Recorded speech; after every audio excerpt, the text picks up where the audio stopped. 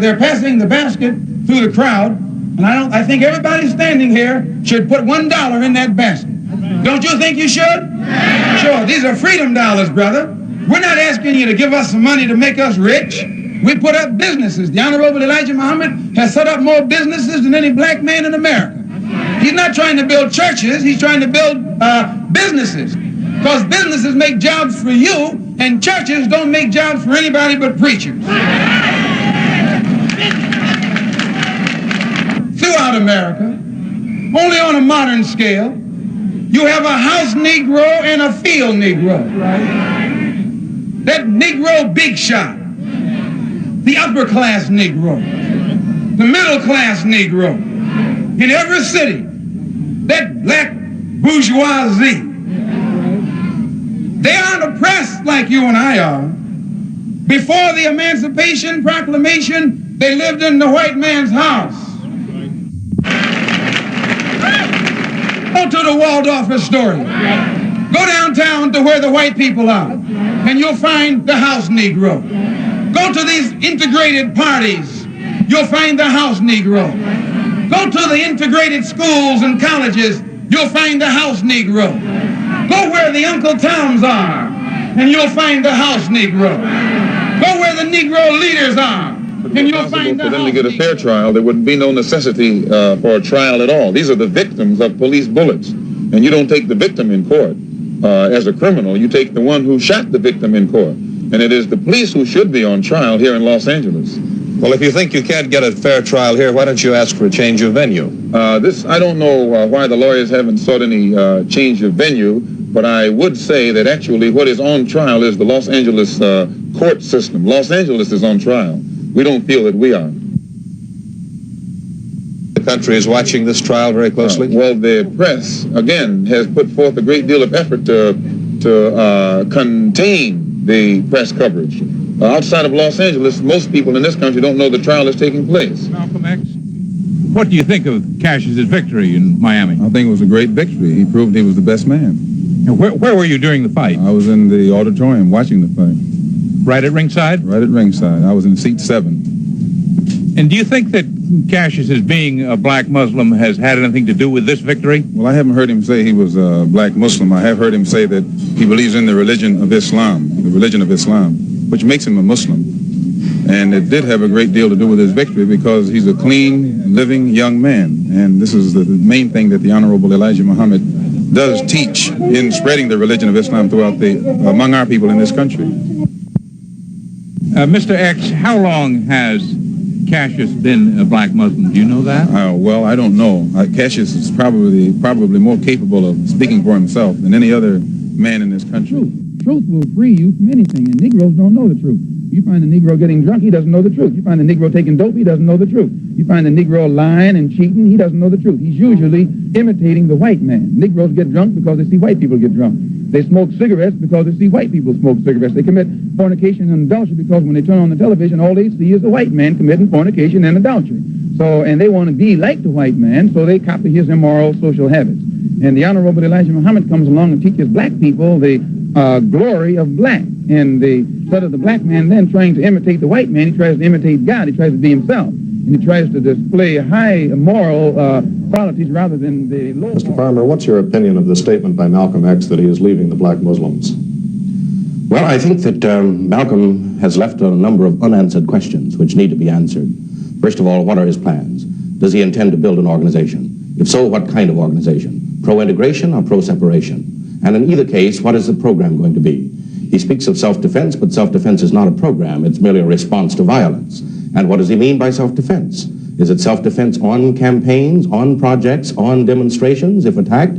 Or is it self-defense in the event somebody attacks one's home or attacks you individually when you were walking down the street, not involved in a project? I think we require answers to those questions. In his announcement, Malcolm spoke of the failure of the Negro Revolution. Do you agree with that? Oh, of course not. I think the successes of the revolution speak for themselves. Within the past 3 years, the amount of progress that has been made in wiping out segregation and racial discrimination is enormous. Now, he says that it's been a failure. Maybe he means that it's been a failure in terms of separationism. It certainly has not been a failure in terms of integrationism. Malcolm X, why are you leaving the Nation of Islam, usually referred to as the Black Muslim movement? I'm glad you said usually referred to as the black. Police brutality and other ills that afflict the Negro community.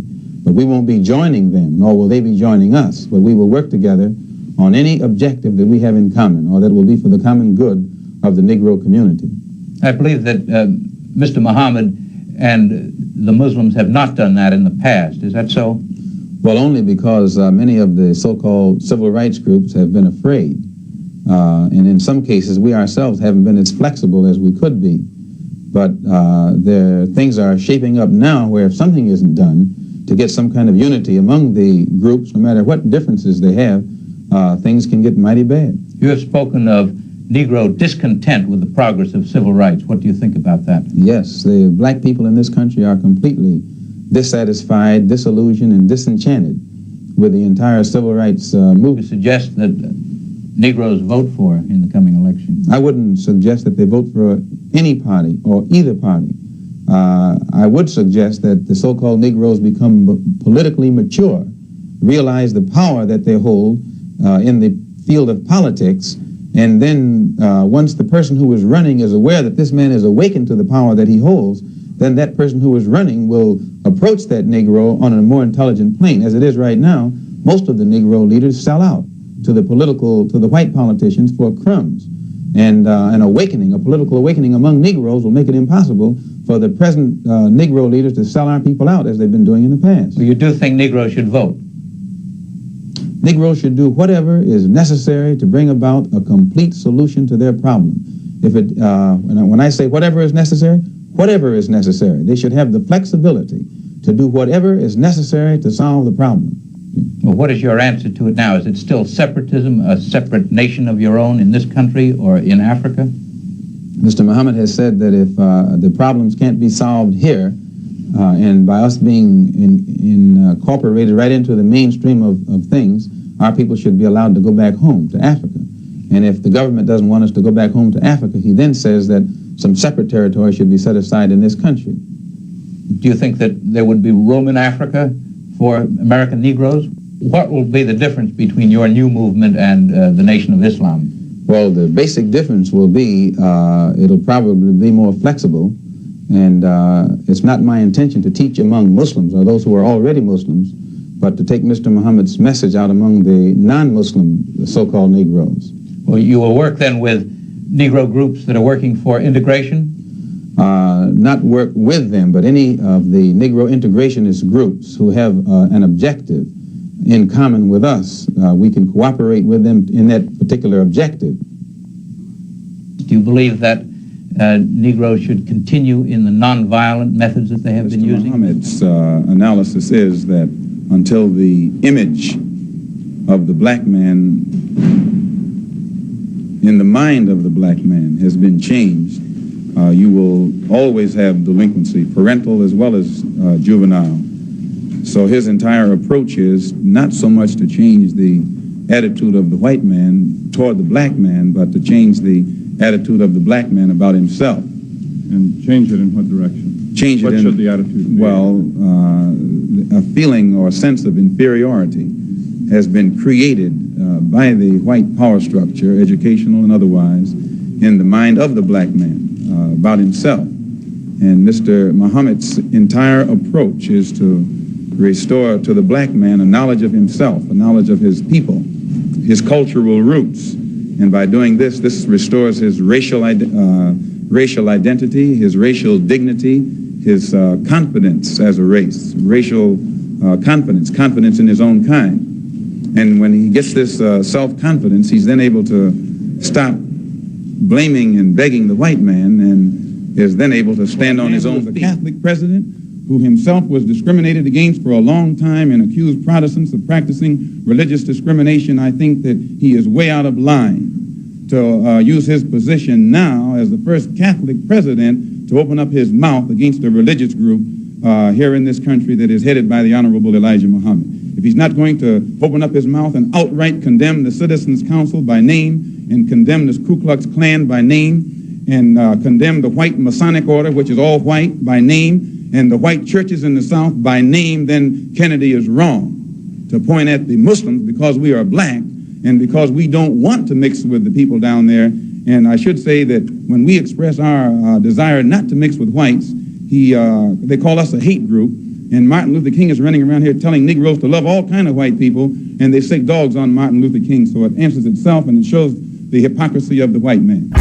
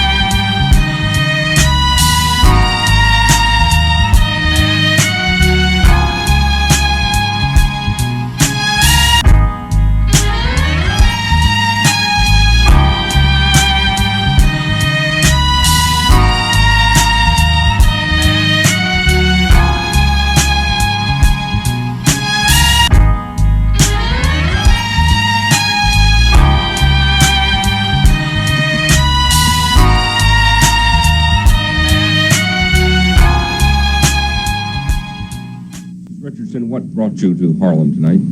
I came to the rally held by Brother Malcom tonight. I was invited. I was very happy to come. I've been very pleased with the new approach that's being used here, and I certainly endorse it. I think it will add a new life to the civil rights movement as a whole. I think Brother Malcom has offered his support in any way to any of our goals, and I think that the two areas can be mutually beneficial. Do you subscribe at all to separatism yourself? I don't think, as right now, I don't subscribe to separatism myself, but I think under the new political organization that he intends to set up that there was no hint of this at the time. I certainly believe that a black organization should be set up under black leadership. It should be open to everyone, but I think the leadership is going to have to remain in the hands of the Negroes. We're going to have to learn how to do these things ourselves and make our own mistakes without advice from anyone white at all. Your trip today was in the interests of building a political party? Yes, I think the seeds of it will start here.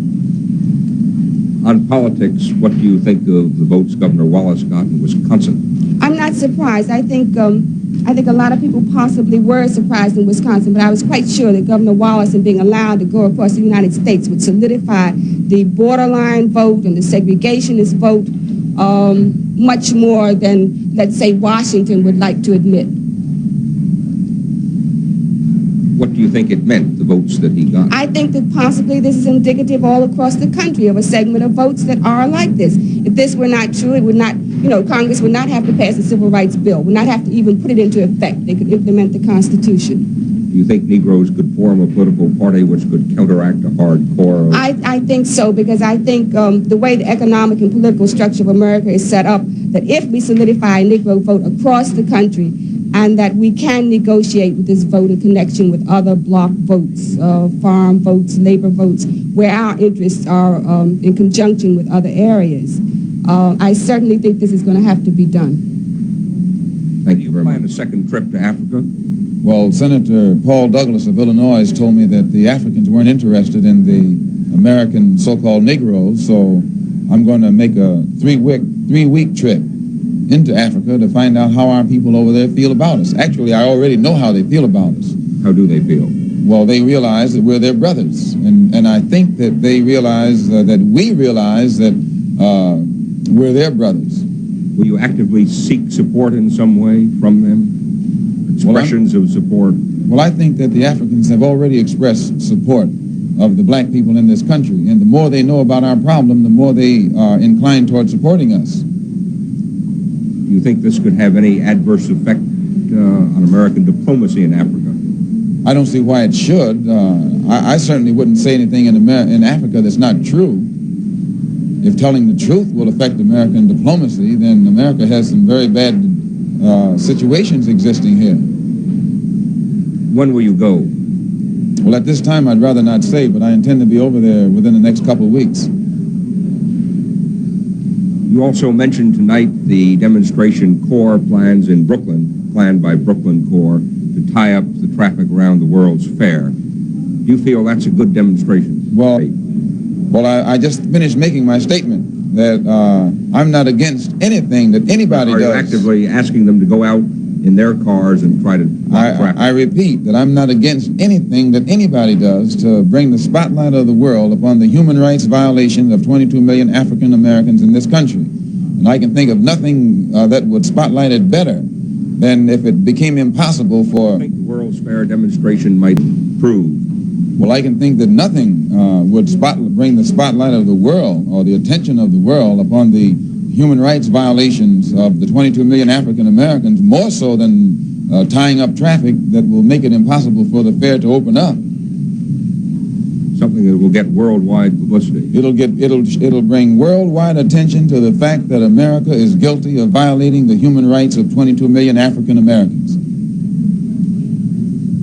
On another subject, what do you think the meaning is of the 250,000 votes that Governor Wallace got in Wisconsin? The 250,000 votes that Governor Wallace got in Wisconsin shows that white people in Wisconsin are no different from white people in Alabama. All white people, or 250,000 of them? Well, there were 250,000 who were not afraid to go on record. And there were many more, there were probably millions of them who thought the same way that Wallace thinks, but who didn't feel that they should bring their thinking out at this time. Would that make you think that a Negro political party can't win? It's hopeless? I don't know what you mean by a Negro political party. Are you not forming one? We are. Our social and economic and political philosophy is black nationalism. We spread the philosophy of black nationalism, and once it wakes black people up, they'll know what to form in order to bring about some justice in this country for themselves. You think you might be able to? Minister James, what about this charge by Mr. Amir that Malcolm X has been marked for death by his former associates? These charges are false. The Muslims have excommunicated Malcolm X, and we're done with him, unless he wants to come back into line with the teachings and the moral principles of Islam and a follower of the Honorable Elijah Muhammad.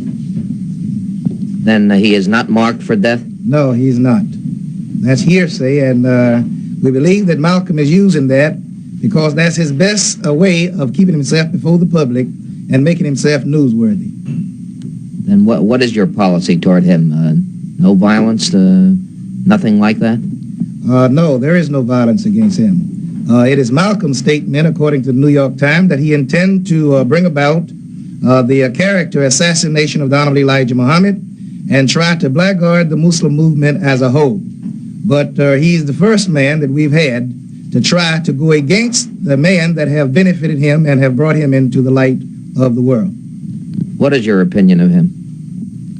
Do you feel that he has hurt the black Muslim movement? I do not. Since Malcolm has been out of the movement, we have a better spiritual working relationship among the Muslims in general, and the accusations that he's bringing against the Honorable Elijah Muhammad, we are gaining more converts out of it than we have ever have at any time. What about the defection that was publicized today of Elijah Muhammad's son, Abkar? Why did he leave the movement? I believe you mean Akbar. Right. I'll ask the question again. It sounds stupid. Akbar, I'm sorry.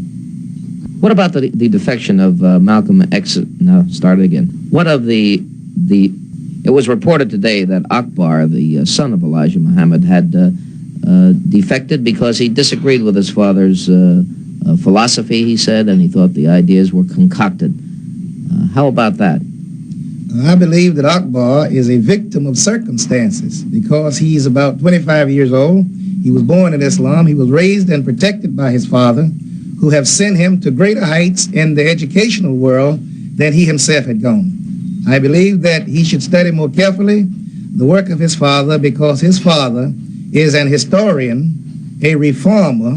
He is also a statesman and, by the same token, a religious leader as well. There's a general feeling among the white population in this country that the black Muslims are dedicated to violence, that they're a movement aimed at hurting whites. Is this true? Well, I would say you could look at the history of the 33 years labor of the Honorable Elijah Muhammad, and you will find that it has been concentrated on elevating morally and dignifying the so-called Negro masses and trying to effect a unity where the so-called Negro can do something for himself instead of lying at someone else's gate begging them. We have no record at any time where the Honorable Elijah Muhammad has called upon violence against the white race. What is the ultimate solution? The ultimate solution to this race issue, I presume, that you mean, yes, is as the Honorable Elijah Muhammad have said, it is separation or death. And so on the Negro's part, he's receiving much death now throughout the South. His churches are being bummed, his homes are bummed, his children murdered, his leaders sniped and shot in the back, and nobody has gone to justice for it, which testifies that Mr. Muhammad's solution is the right and proper one. That would be best for everyone concerned. And these reports that Malcolm X has been marked for death, you say are spread by Malcolm X himself? That is his source of propaganda to stay in the press. He have no other means of reaching the press. He doesn't have a program. He's trying to reduplicate something that has been tried over the years by other so-called Negro leaders. And since it's not newsworthy, then the only thing that brings the press running is the fact that he is giving out this hearsay information that he's branded for death. I'm certain that if he was branded for death, why he would have gotten death long ago instead of having time to run around and talk about it. But all of this is just hearsay. He knows that he is guilty of things that many men have been chastised for. So his fight against the messenger is in fact a fight against the God that sent the messenger. I believe our law is sufficient. The messenger is Elijah Muhammad. Yes, that's right. Would you say that Elijah Muhammad, in preaching separation or death, is preaching a doctrine of love or a doctrine of hate? I would say that his work is calculated to teaching self-knowledge to the so-called American Negro. Now, what the American Negro needs to be taught, no other people on earth is suffering in his condition. And therefore, his work is unique to the type of people that he's trying to teach. And he is doing a job that have previously been called impossible. But the nearer the Honorable Elijah Muhammad comes to success in uniting the so-called Negroes, cleaning them up, then many of the others are becoming insane with jealousy and envy for the power that he appears to have. And therefore, they are ready to use any means to blackguard the man that has benefited the so-called American Negro more than any man that have ever been among us. You feel that Malcolm X is one of these people that's becoming insane with jealousy? I feel he's the chief hypocrite that is spreading malice into the hearts of whosoever will spend a few minutes to listen to him. Malcolm X at the present time is living on Muslim property. We took care of him.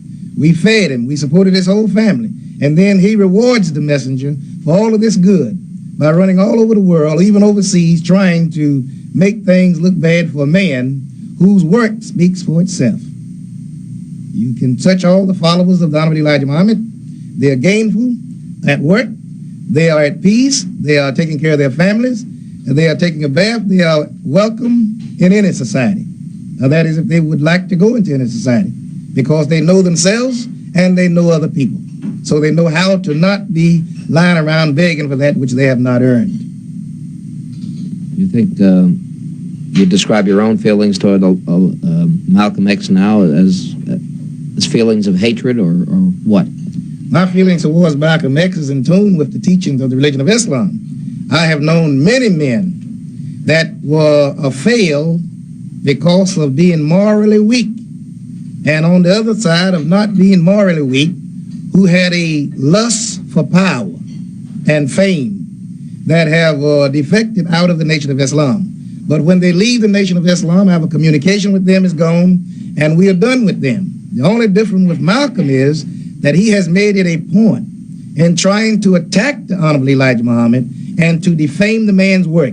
But there are thousands of people that have been in and out of Islam, and they was happy over the benefit of knowledge and understanding that they received when they was there, and some of them have gone out to try to start businesses or work out some other gain for life. But Malcolm is so insane with envy and a lust for power, a lust for television and the press, until he will do anything to get himself out in the open. And therefore he thinks the best way to do that is attack Muhammad or pretend that the Muslims are attacking him. I don't think he's that significant. The problem of the black people in America is inseparable from the problem of oppressed people all over the world. And until the leaders of black America realize that our problem is inseparable from the entire international problem, we will be considered a minority, will be considered an underdog, and will be begging for the things that we should have had when we were born. And we still won't have them. What would these guerrillas do once they were in these states? Well, one of the things that they could do, they could see that the federal government had to intervene.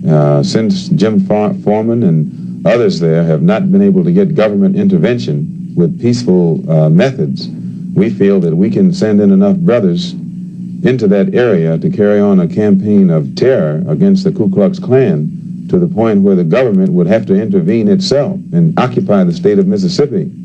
How can you advocate violence in an area where 3 men have disappeared who were doing nothing but trying to show our people how to register to vote? The violence is already there. We are going there to put down the violence. Since the government isn't able to stop the violence that's being committed against Negroes, we feel that it is necessary to put a halt to this violence ourselves. And Lyndon B. Johnson just stated this week that this government would go to war to protect the peace that this government wants. And we feel that our people have reached the point wherein we can see that we're going to have to go to war against the racists in this country and make war against them ourselves in order to preserve our own peace and in order to preserve our own lives and our own property. And this is not advocating any kind of violence. This is being prepared to retaliate against those who are violent with us. And we think that this is the only language that the Ku Klux Klan and the White Citizens Council and the George Lincoln Rockwells and these other racists and extremists understand. It's not advocating violence. Our people there are already the victims of violence and have been the victims of brutal violence on the part of the Klan. We're advocating self-defense units and self-defense units alone. Who would the victims of this guerrilla army be? Only the racists, only the people who are inflicting criminal assault upon the lives and the property of our people in that area. What do you think of the killing of Malcolm X? Well, I think it was terrible. It was a tragedy. How did it affect you? Well, it didn't really affect me, not in the sense that I'm a follower, but it did affect me as a person, you know. Do you think his death will hurt or hinder or help the Negro cause in general? I think it will help eventually. Why is that? Well, I don't know. It's just something that will happen because they always say that it takes violence to get what you're trying to succeed in doing, and I think it will help in the long run. Did you agree with Malcolm's philosophy? Some things. What in particular? Well, just certain ideas he had, certain things he said that I went along with, and I think everyone at one time or another have gone along with some things he said or done. What in particular? Well, I don't know any particular things, but just what I've heard and read, certain things I've gone along with. All right, thank you very much. What is your reaction to Malcolm's killing? I felt he shouldn't have been killed. Why is that? Because he had his own philosophy and he was entitled to it. Did you agree in any part with his philosophy? Up to a certain point. What point was that, sir? Where every man, the colored man, should protect himself. In what other ways? That's about the only way that I liked him. Did you ever think of joining his cause? No. Why not? Still, I thought it was too far out. Yet you do believe that the colored man should protect himself. I do. Do you think ultimately that the killing of Malcolm will help or hurt the Negro cause? That's hard to say. What's your opinion? I think it might help. It might pull the groups together. Maybe one day, sooner or later. That the groups might become... That's right. They might become amalgamated, together. Because of this. That's right. Thank you very much. Right. Sir, what is your reaction to Malcolm's killing? Very sorry to hear of his death. It's a tragedy, and as a result, it served no purpose whatsoever. Do you believe that this will help ultimately or hinder the Negro cause? Well, it has served a purpose. He has served a purpose. What purpose is that? Well, it created a feeling that, and it showed the world that the injustice that had been placed upon the Negroes. You felt that Malcolm had done this? Yeah, but I don't think he did anything to solve the problem. Do you think he made the problem greater? Possibly so. Did you follow his philosophy? No, I didn't. Why was that? What's that? Why was that? Why didn't you follow his philosophy? Well, I didn't believe in his philosophy. I believe in the method that Luther Martin King pursued. So you feel overall that while it is a tragedy, it may in the end help the Negro to attain its goals? No, I don't think it obtained. I think it stirred up a sentiment that had been thrust upon us. But I don't think he did anything to solve the problem. Right. That's fine. Thanks very much. How do you feel about Malcolm's killing?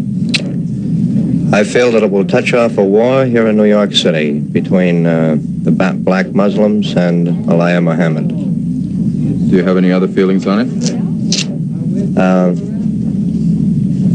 Well, I feel that it will hurt the Negro cause. In what way?